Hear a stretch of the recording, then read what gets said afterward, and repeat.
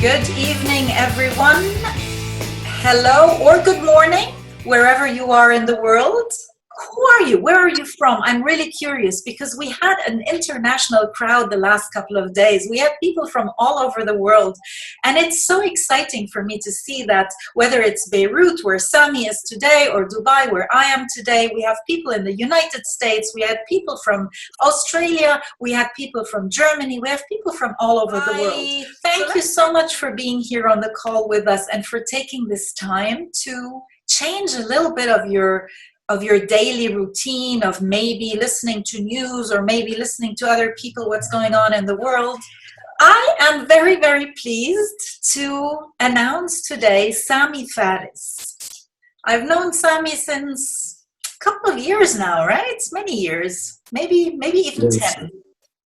And Sami is a hypnotherapist. Sami is a spiritual healer and guide, like he likes to call himself. He helps people do some transformation and helps them change the habits and not only the habits, but also the beliefs that don't fit anymore in their world. He uses hypnotherapy, he uses Tai Chi, he uses acupuncture, he uses meditation, he teaches that also.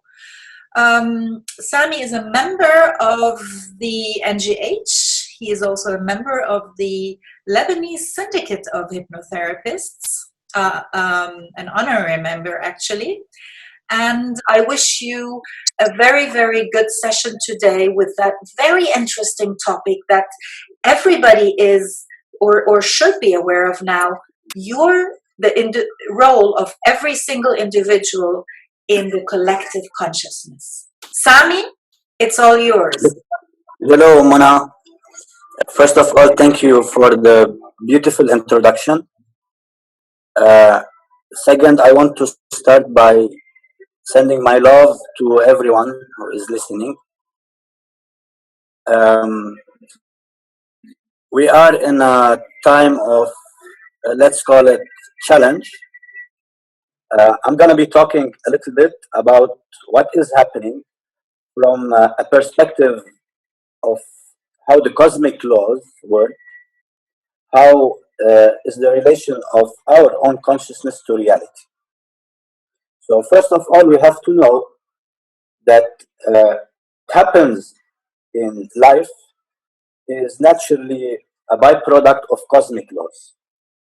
And what these cosmic laws say about our situation right now, the situation we are in.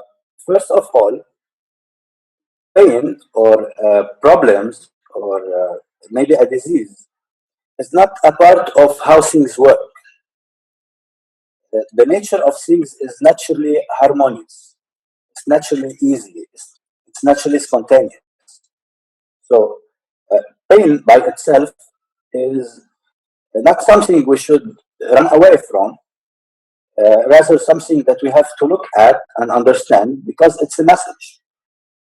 So for example, let's say a person of you has a child or have ever seen a child like in action or followed a child. The child will tend to do some behaviors to give you a message that some things need to be adapted, some things need to be changed. So our conscious role should be, first of all, to take the message, understand that it is a message. It's not a problem. It's not because of bad luck. It's not because we are unlucky. No, not at all. This message is given or generated naturally for us to receive it and realign ourselves with the cosmic laws. Because we are a part of this cosmos, and all the cosmos is linked together. So this entity doesn't leave a part of it not aligned. So it wants to give it a message. Please align yourself with me as a big entity, because like this you get benefits. Like this, your life will flow naturally. Like this, you will get connected in harmony to the flow of things. So this that is happening to humanity. It's a collective event, and it's a message for collective consciousness, not for only one person, not only for each of us as an individual, for all of us as a collective consciousness, as a humanity. It's a message to us. And this message, we have two ways of receiving it. Either we're close to it, we start to run away. No, why is this happening? And we go on dwelling in the energy or mentality of fear, or we say, okay, let's hear it. Mother Nature is trying to tell us something. What it is trying to tell us? Why is this happening? What is the message? Mainly, the messages of Mother Nature or of the cosmic law, according to the cosmic law, doesn't come directly in a high dose. It tries to talk to us in subtle ways in the beginning, and then because maybe we are too uh, like too attracted, too indulged in our way of life, in the fast way of life, we don't hear it. So the dose starts to increase. And because when the dose increase, we'll have to stop, like this, like right now. Life in all the globe has stopped. And it means like the messenger is doing its job very well. Everyone has stopped. And now when we stop, we have to start questioning. Because nothing could make us stop before. Like a lot of people were so taken by their way of life. This way of life had a lot of momentum, and they couldn't stop to ask this question, even though maybe inside they wanted something else. They wanted different choices. They wanted maybe to work less and to feel more, to stop running to pay bills and sit with their families. So because they didn't take this initiative, life is helping them, the life force is helping them, and telling them, no, no, no, you have to stop. So this is nothing bad happening. No one has to take it back. We are in good hands. We are in the hands of, I like to call it uh, Mother Nature or life, Mother Life, and you are in good hands. And this mother is trying to talk to you, telling you, oh, no, no, no, you are doing things not in the way beneficial for you and for the whole. Okay, so because we are a little bit kids in consciousness, she made us stop maybe by force. So now that we stopped, should start to ask, what is the message? First of all, what I know, what is very obvious, especially for people who are opening up to a new way of thinking, that the fast life is not, they don't feel it represents their purpose in life. Our purpose in life as beings is not to work only and pay bills. So the first message for us is this lifestyle we are living as a whole humanity, from the United States to Lebanon and Australia, is this way of life really represents the life force, the feeling, the soul, our soul. Does it represent it, or are we trapped in it? And if we are trapped in it, isn't this an opportunity to remind ourselves what are our priorities in life, how we would like to live it? This is a main message. This is the main message behind this event. What do you want from life? Are you living it the way that represents the most intimate thing that you call you? This feeling of you, your soul, the most intimate thing you call you. Is this way of life representing it? If no, what you should do about it? This is the first main message. The second main message is about our relationships with people. For example, something that happened that people, for the first time, because of this event, had to stop and sit with relatives, or maybe with roommates, or maybe with close family, and they are noticing and maybe a little bit being shocked about it, that they don't really know these people who are close to them. They don't know their parents really well, don't know their sisters and brothers really well, they don't know their husbands or wives really well. Why? Because life is too fast. Are not giving any any value for human relationships, and human relationships are the most important things for us to grow in consciousness. This is the main purpose of our life, is to grow through relationships. So we are noticing that we don't know the people who are around us because we don't have time to connect. And if we don't connect to people around us, then it means we are not connected to our soul. That's a fact. So this is the second part of the message. And this is very important because why I'm telling what is the message. Because in the cosmic law itself, it says pain is a messenger. If you take the message and receive it and integrate it in your life, in your system, in your consciousness, naturally the energy of pain will change to something positive, to something beautiful, to something beneficial, to something that will give you a great life, a great inner feeling. So these two parts are a main message for humanity. If humanity and each individual starts by himself and receive this message, he will start to naturally change this energy of fear or of pain to something very beautiful. So pain is a messenger. Receive the message, integrate it, it will transport to something amazing. Okay, we don't have to ignore the message, we don't have to run away, we have to take it like real participants in the flow of life. This is the first thing that should be known. Of course, there is many little things to look at in this main message. Third thing, this event by itself is trying to put us in a place to reconsider how much we know how to live as a collectivity, whether it is in the same house or whether it is in the same planet. In the spiritual sciences, this is an event on the level of the heart chakra, anahata, which is the first chakra of a spiritual dimension.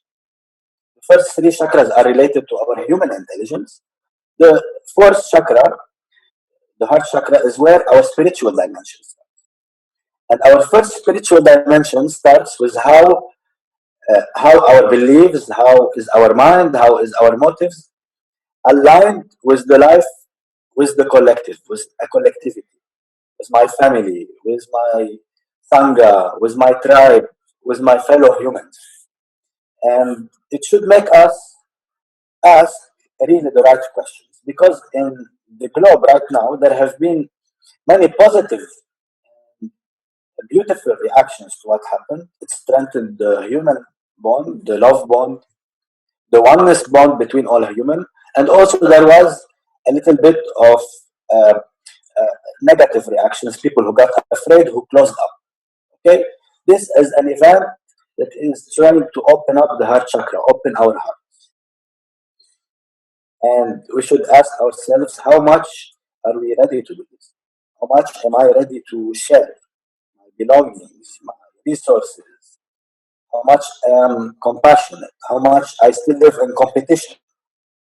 How much I still live in uh, all my motives go to reach a certain prestige, or I am better than you.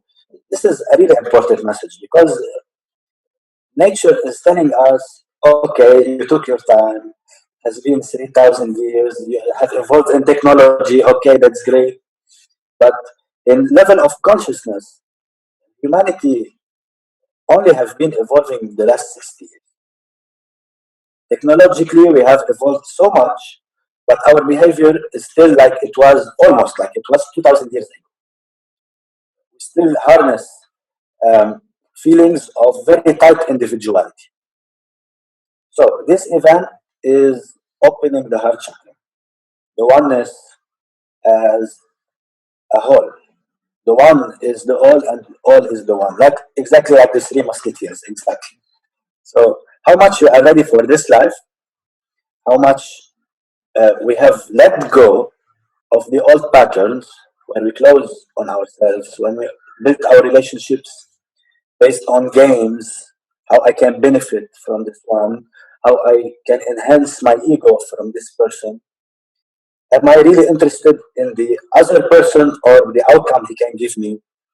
We should ask these questions for ourselves. This is what the life force, mother life, is trying to convey to us as a message. Okay, the second thing that is very important is the fear factor. Fear, and to understand how we have to deal with fear or how fear changes the situations, we have to go to new sciences. We are very used to old physics in the planet. We know very well the Newtonian physics, law of gravity, law of acceleration, law of speed. But we have to know that the cosmos is governed by a very different set of physical rules. And maybe the closest thing to it is quantum physics. And quantum physics is a science that states and starts from a primordial point that says reality by itself is not something that is fixed. It is affected by the experience. It's not like a block and it is always there and it doesn't matter how you are or how you feel about it. No, the reality, the field of possibilities, is directly in an intimate relationship with the experience. So quantum physics explains the relationship between us, between the experiencer and reality by the law of vibration. It's the only law that governs the cosmos. So the law of vibration says that whenever you are generating a certain vibration, you are bending the field of possibilities towards it. I know maybe this might sound a little bit sci-fi to some people, but I'm talking about a science, and this science is not so integrated in our mind and our consciousness because we haven't really looked at it as a human. So the field of possibilities of events, the timelines, are affected by our vibration. It means how we feel about a situation. So uh, generating a lot of fear and nurturing the energy of fear doesn't serve us as a collectivity right now. I'm not saying you have to be reckless, but I'm saying don't do things out of fear. Don't watch the news 12 hours a day. It will not benefit you in any way. We have to change our vibration from the vibration of fear, at least right now, to a vibration of compassion, a vibration of love, a vibration of taking this as a challenge to open up our spiritual dimension, taking this as a challenge to make our life better. Change it to an energy of trust to life that is trying to convey us a message. And right now, a person asked, how are you sure that it is uh, this deed is of nature? Because in the end, everything that is done by nature or by life force. Maybe it will use people, it will use ways, but everything in the end happen according to the cosmic laws. No one is outside of the cosmic law. So, regardless of the point or the theories, how this corona started, or where, or did it start from a tree, did it start from a lab, doesn't matter. Doesn't matter. If you go out of the picture a little bit and look from the big image, everything is in the end governed by the law of the cosmos. Okay, regardless how it happens, because we are all just a tool for nature, for life force to show itself or to express itself. Okay, so the first thing when this event happened, it triggered a lot of fear in the collective field, an energy of fear, and anyone who can catch or can read energy directly noticed that in this big field, and then a wave of fear started to happen. What is really beautiful that this wave of fear started to go less with time. I think because already in humanity we have a lot of people on a different level of consciousness. They didn't want to take the fear and start to harness it blindly. They said, no, maybe we have to look at it in a different way. So it was a very good sign for humanity that some real changes have happened the last 10 years. So now we want to actively and consciously uh, participate in changing and transforming this energy, and how we transform an energy, how we project an energy, how we send an energy. It's by intention. That's simple. We want to generate an energy of compassion, of love, of responsibility, of a partnership with life, of a trust in life's wisdom, and by intention, it channel it to all the globe. And intention is a very powerful tool for everyone that is listening.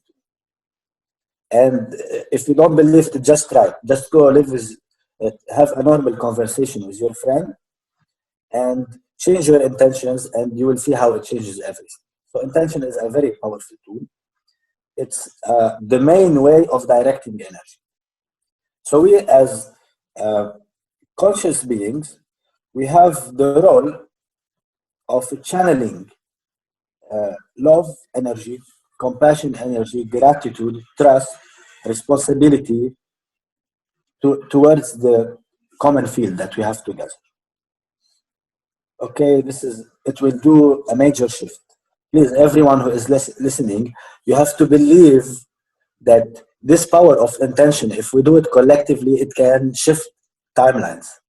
It is a very powerful thing. Okay, and I will end this interview exactly by we doing all of uh, doing this practice together.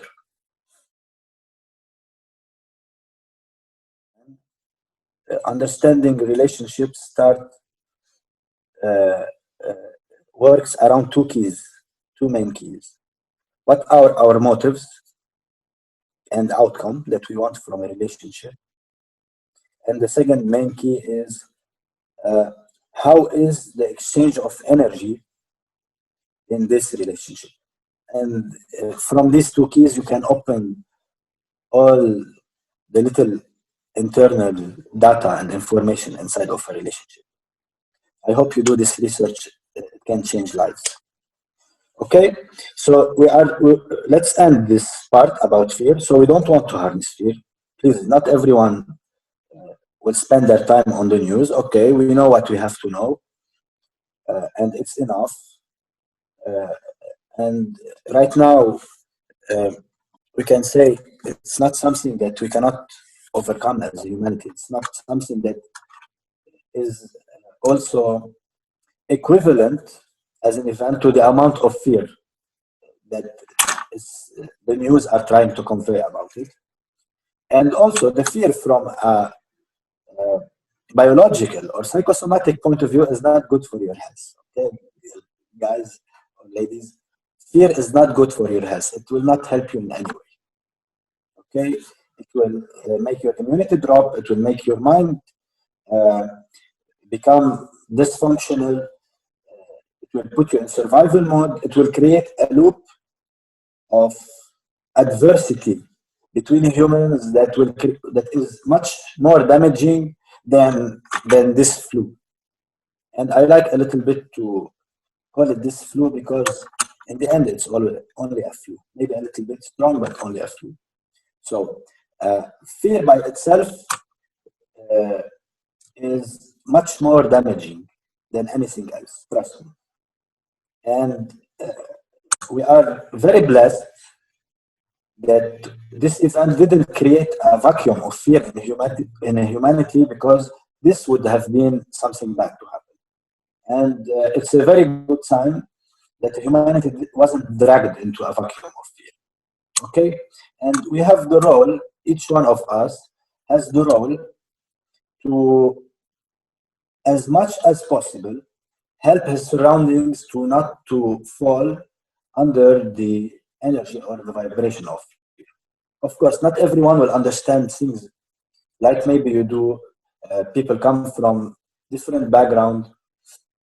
So as much as possible, we will try to give people an alternative to fear.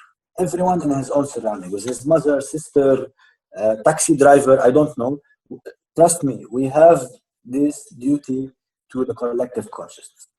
Because if it wasn't for a group of people in this humanity right now, it wasn't for the internet, for new data streams, the humanity 50 years ago would have fallen into a bad place because of fear. So we don't want it. It's not useful intention. I will give the last part of this interview for the intention setting. How do we do it? I want to say something very important. I don't know how many people noticed it, but if we start by the people who are in this meeting, all of us have been for the last 4 or 5 years in our life trying to make change. And we have been working actively in our small communities. Maybe here, Mona, through she did a great job. She established a very beautiful reputation for hypnotherapy in Lebanon. She founded a syndicate. Every healer here in Lebanon, every light worker here and in the world, were working actively for change. Okay, so now change is happening. We don't have to take it as something bad. We actively created this. I know the outer shape may be a little bit frightening, what will happen, but we have been for a long time, many souls were actively trying to induce this change. We wanted it to happen. We wanted a life not based only on superficial things. We wanted life based on real connections. We wanted life when we can discuss subjects other than the politics on the news every night at 8 o'clock. We asked for this. We have been asking for it for a long time. From 1960 till now, there have been a lot of people who are trying to make deep and radical shift in the way of life of humanity. So sometimes when change happens, a little bit of turbulence comes with it. It's something natural. You cannot say change will come just with a click of a finger. So maybe it's a very interesting point of view if everyone looks at it like this is a part of what we have been asking for a long time. Because our communities, the way they were creating much more pain, much more emotional, psychological, physical pain than any pandemic in the world. Ignorance creates pain. A closed heart creates pain. A lack of knowledge. Hypnotherapists know in Lebanon how much they were, let's say, like they had to fight to give themselves credit that no, this is a credible way. It will give you, can change your life. So our old community, the way it was built, created a lot of pain. Emotional, psychological, even the way of life that is based on wars and it's based on competition, it didn't give humanity something good. So I think this is a very good place to stop and realize how powerful we are, really. Because what we did is not only on the level of action, it is on the level of energy, is on the level of frequency. Our minds, people who want change, their minds work differently than people who are satisfied with the way things were. So every thought that is passing through your mind on a different frequency was an active factor of change. And of course, because this change was aligned with the cosmic will, this worked. So me, I am not a prophet. I don't do divination. I don't know how change will happen exactly. But I am, at least in my own world, sure of one thing. This is a result of what light workers, healers, seekers, spiritual seekers have been doing for the last 40 years or 50 years in the human history. Okay, so it can be a moment also of celebration, not only trying to hide in our case. So intention is um, a way to direct energy towards a new state or a new form. So, like you said, intention for world peace is this intention is a way to direct energy of life towards the possibility of a world where there is peace, or towards, or it is an intention to direct an energy to change an energy somewhere. Like if someone is in pain, the intention of healing or love to him can help. So intention is a way to direct energy in order to make a change, shift something related to the state of the energy that is there. So the intention is something that uh, it's not complicated. We cannot explain it a lot because it is something that is very spontaneous and something that is very subtle, and it is enough to tell someone to have an intention for him to be able to do it. There is no techniques about it. It's just how you direct your attention and what do you want this attention to give. So the power of intention is very big when there is a strong conviction or alignment with the person with his intention. For example, if you have an intention for world peace and you have contradictions in your life with this intention naturally will be weak. For example, if you feel bad about your neighbor parking in your own spot, this intention of yours will be weak naturally because there is contradiction inside of you. So the more you are internally aligned with your conviction, the more strongly it will manifest. And the more there are people who are gathered or assembled by the same intention, the more powerful it can be. And the only challenge that we had uh, up to now that a lot of people knew this power of intention, but they couldn't find a good equation. So all their intentions are in perfect resonance. And little by little, we are reaching this stage because every one of us had his lessons to learn, things to let go before he reached this state. Because when we are setting really that powerful intentions that are this powerful, like changing the world how it is, any contradiction can hinder the process. So we had, as all humanity and individuals, to go through some experiences of learning, connect with new sciences, new ways of living our life, in order to little by little get ready to the point where all humanity, or at least a big part of humanity, can all of them set on one intention and resonate like almost perfectly together. And there, the more we reach this state, the more we have power. And it can be very, very powerful. Uh, Someone is saying intention is not enough, we should move to act. I totally agree with this because when the intention fulfills all the good conditions of the intention that can manifest, naturally will emerge from it the act. Because there is no contradiction, we believe it, so your acts will be based accordingly. So how the intention happens? Intention, it creates a feeling and we direct the energy, and then of course there is a set of acts. You cannot contradict it later, it will not work.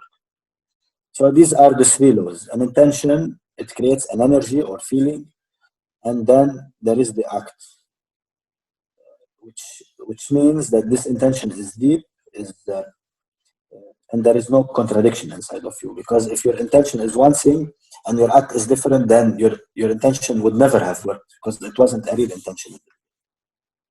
And someone was saying, Daniel was saying, lately we experienced in the Earth's geomagnetic um, field, we experienced change in the Earth's geomagnetic field following a global meditation.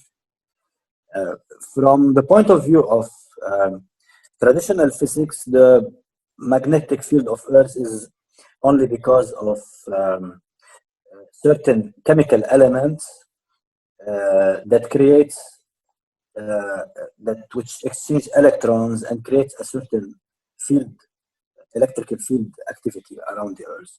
This is from a strictly traditional physical point of view. But according to spiritual sciences, the magnetic field of Earth contains the collective memory of humanity. So, and this field is like a reservoir of energy that has gathered throughout time every thought and the vibration of every thought that a human being have generated, every feeling, every act. All these energies are gathered in the magnetic field. So, of course, when 1 million people, I don't know how much, or even maybe 10 people gather and meditate together, and they have enough inner silence to generate an energy of peace or love or ecstasy or bliss to humanity, it can do a shift. And already from the data I have up until now, not only the change is starting from inside, there is outside cosmic forces participating in shifts in Earth's magnetic field. Okay, we want to cleanse a little bit this reservoir of emotion and shifts its vibration, and already it have been shifting a lot the last 10 years.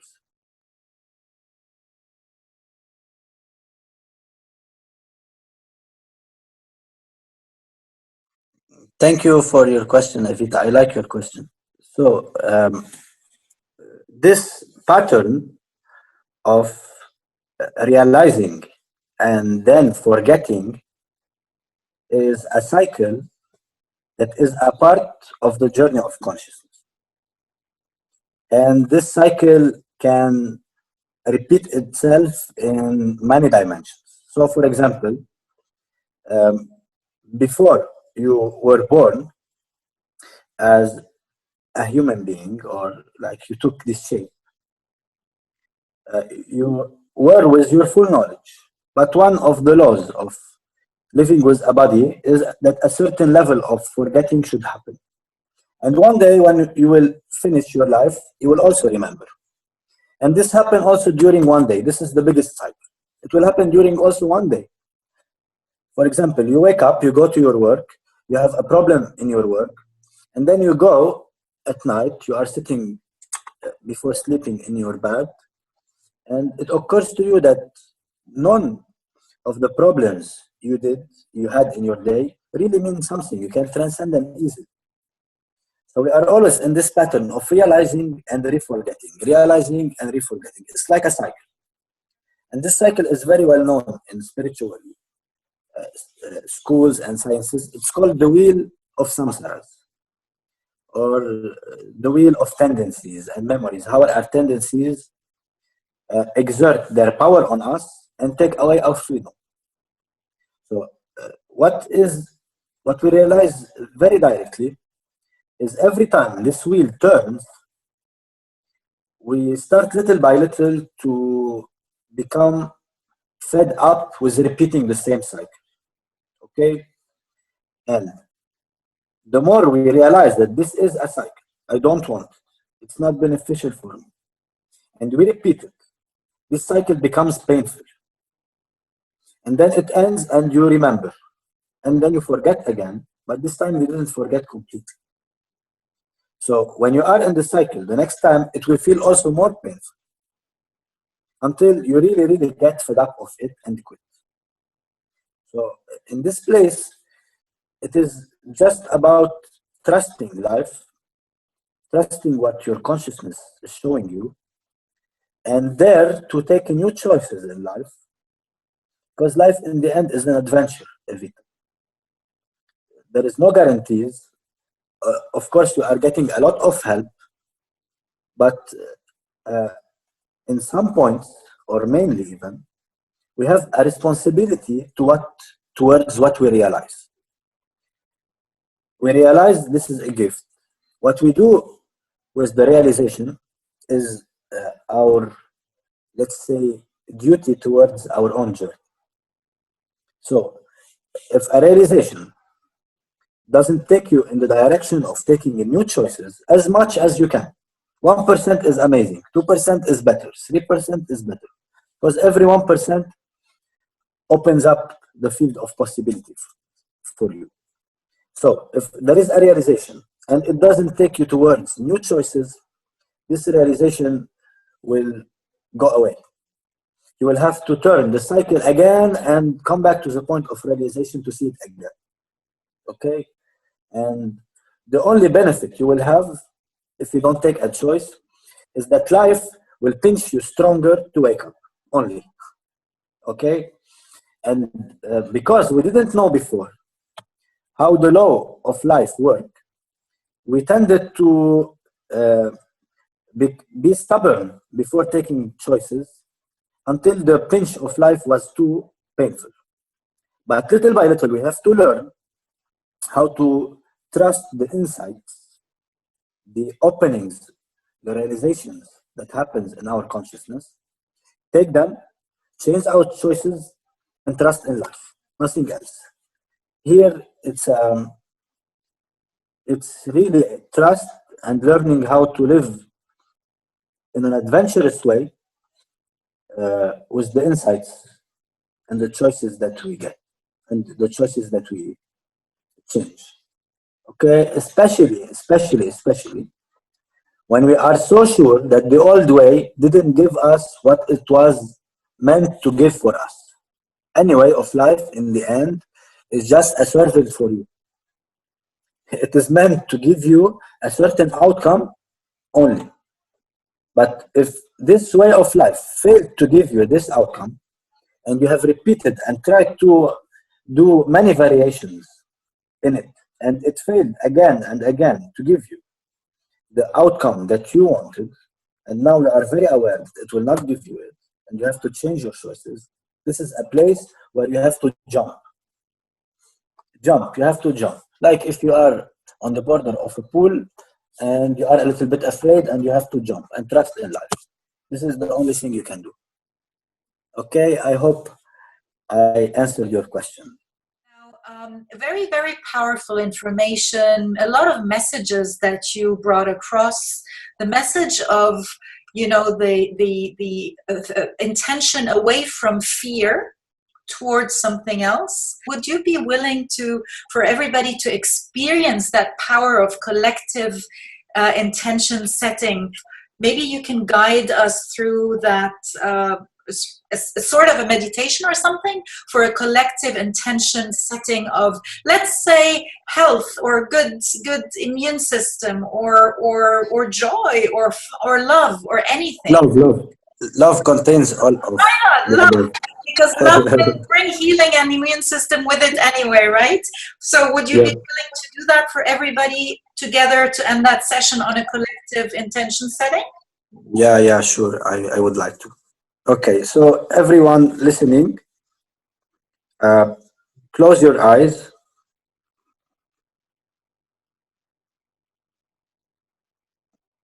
and start to imagine all the countries, all the continents,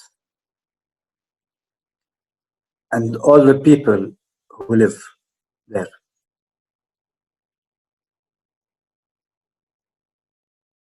Now, this earth that you see with the people on it, you have to start to feel it and call it as your earth, it's your world.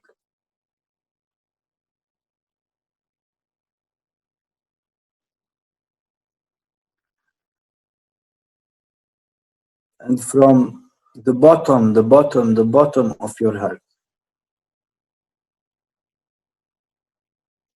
I want you to feel a flow, a river from the middle of your chest, a flow of love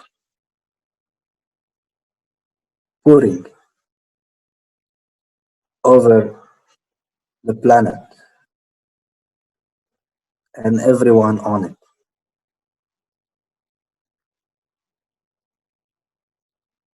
It's your earth.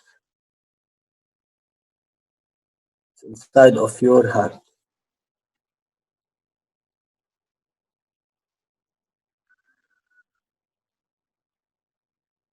And the stream of floating love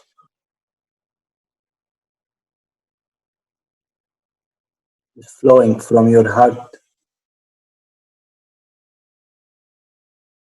and pervading it.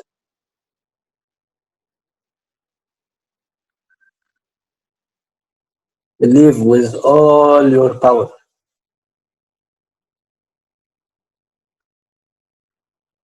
that every person on this planet is receiving it, is being touched by it,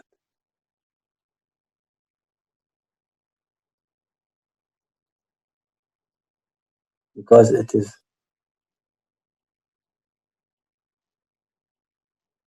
Feel yourself as one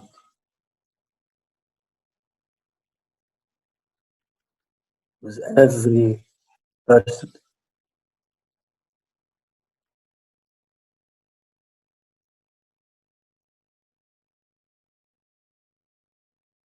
They are connected to you.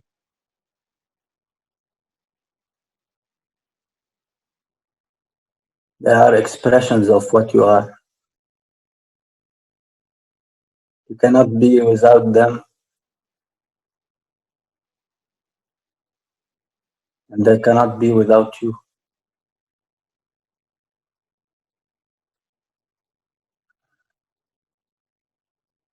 With all the love, your humility, your gratitude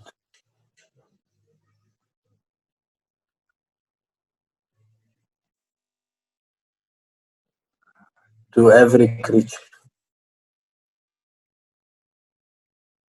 and you will become more beautiful,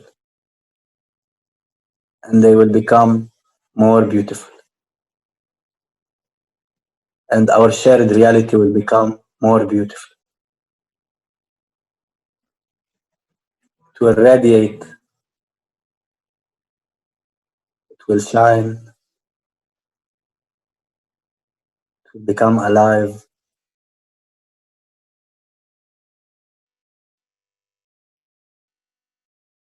This is your world.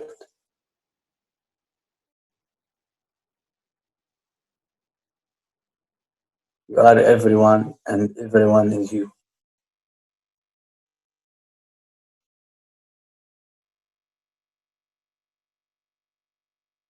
I love each and every one of you. Say in your heart.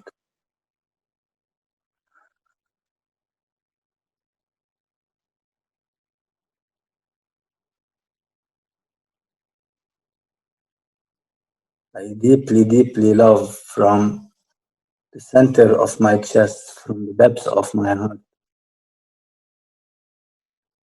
each and every one of you. Maybe sometimes I have to pretend like I don't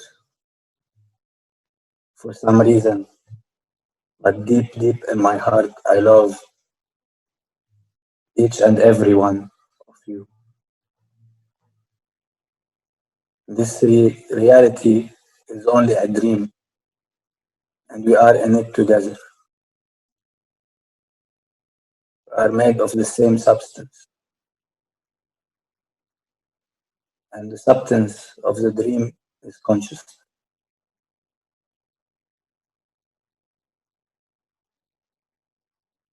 The substance of a dream is conscious.